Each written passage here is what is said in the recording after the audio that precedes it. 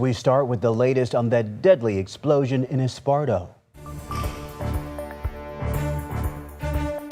Tonight, neighbors are demanding answers. They're outraged with new concerns about foul play as the investigation continues. They tell us the Yolo County Sheriff's Office and other local officials shouldn't be a part of the investigation after learning a Yolo County Lieutenant Sheriff lived on the property. ABC 10's Roxanne Elias joins us live from near one of the entrances. And Roxanne, what are you hearing from the community today?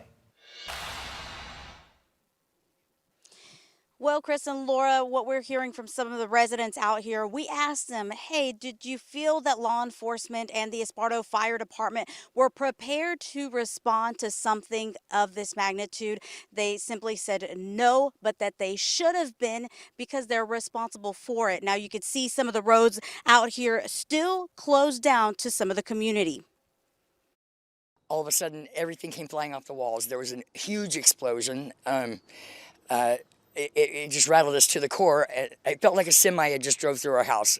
Darla Robinson, who lives walking distance from the site of the Esparto warehouse explosion, says she's traumatized after the massive fire ended with 7 people dead. She and a few other neighbors say they had no idea fireworks were being stored in the warehouse. And the residents who did know felt it was a ticking time bomb. I went and told my wife, I hollered at her, I said, oh my God, fireworks are blowing up over there. And we knew it was going to happen someday because it was so big, getting so big over there. On Wednesday, this was the scene of the aftermath as the spokesman for the Yolo County Sheriff's Office confirmed they, along with ATF, CalFire, and the Department of Justice, are working on clearing up any leftover explosions, cleaning up the site, and making everything safe. Here you can see multiple vehicles lining the road, tents set up, and a crew of people standing together. The sheriff's office also says they're trying to finish up the criminal investigation at the site. But some Esparto residents don't feel they should be involved after learning a deputy lived on the property. They need to be exposed. This can't be like it is.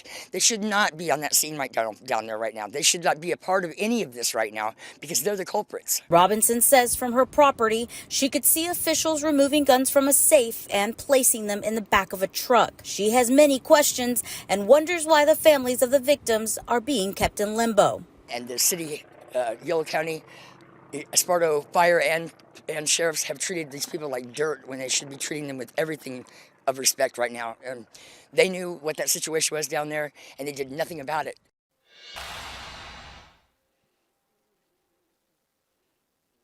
The Yolo County Sheriff's Office says that it is still working on trying to figure out and notify the victims next of kin, and before they can officially identify all the victims. They say there is no timeline for that, and it just depends on when the DNA matches will come in. In Esparto, Roxanne Elias, ABC 10. We know waiting for that information must be excruciating for the families involved. Keep us posted when you learn more. Roxanne, thank you for the update. Meanwhile, today, the state fire marshal released a statement saying in part, quote, while we are unable to provide additional details at this time, please know that we are committed to conducting a thorough and comprehensive investigation.